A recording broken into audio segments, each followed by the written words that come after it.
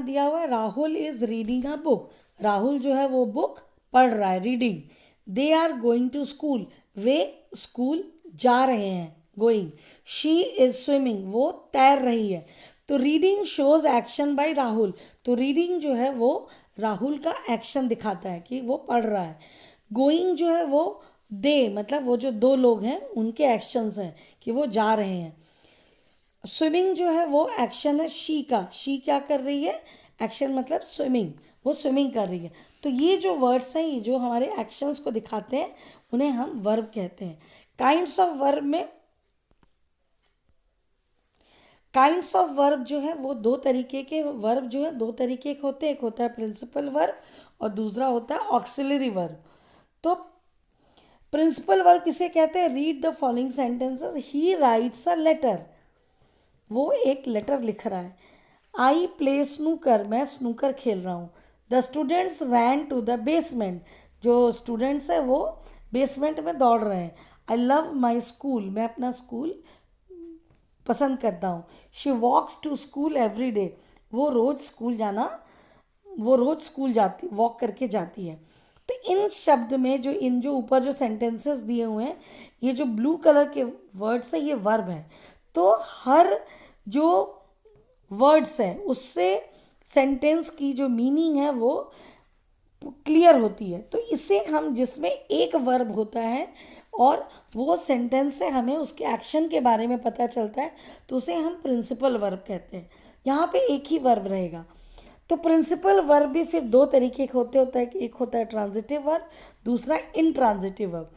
Transitive verb क्या होते हैं, a transitive verb which requires an object to complete its sense is called a transitive verb. जिस sentence में उसे complete करने के लिए एक ऑब्जेक्ट की ज़रूरत होती है उसे हम ट्रांजिटिव वर्ब कहते हैं। The action which when passes from the subject to an object, the verb is usually a transitive verb. जब जो काम है वो सब्जेक्ट से ऑब्जेक्ट की तरफ जाके कंप्लीट होता है तो उसे हम ट्रांजिटिव वर्ब कहते हैं। जैसे कि माई ब्रदर ईट्स कुकीज़, मतलब माई ब्रदर, मेरा भाई खा रहा है क्या, कुकीज़। तो कुकीज़ जो है ये है, कुकीज़ जो है ये हो गए ऑब्जेक्ट और सब्जेक्ट जो है ब्रदर है, ईट्स हो गए verb. He is flying a kite, वो उड़ा रहा है क्या, काइट, तो काइट इज़ अ ऑब्जेक्ट। उसी तरीके से the boy kicks the football, जो बॉय है वो फुटबॉल को किक कर रहा है, फुटबॉल को मार रहा है, तो फुटबॉल इज़ अ ऑब्जेक्ट। तो यहाँ पे सब्जेक्ट और ऑब्जेक्ट के साथ वर्ब रहता है, तो उसे हम ट्रांजिटिव वर्ब कहते हैं। तो इस जैसे कि kite is the object of the verb flying, तो फ्लाइंग का ऑब्जेक्ट क्या है, काइट, क्या उड़ा रहा है, काइट उड़ा रहा है।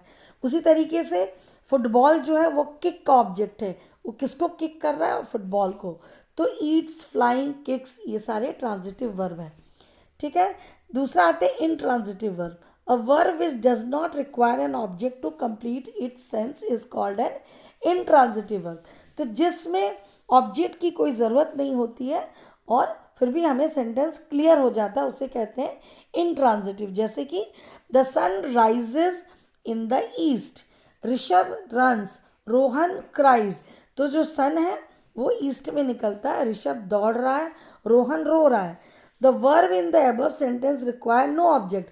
इन सेंटेंसेस में ऑब्जेक्ट की कोई ज़रूरत नहीं है। जो राइजेज, रन्स एंड क्राइज, ये सारे जो वर्ड्स हो गए ये इनट्रांजिटिव वर्ब हो गए। ठीक है।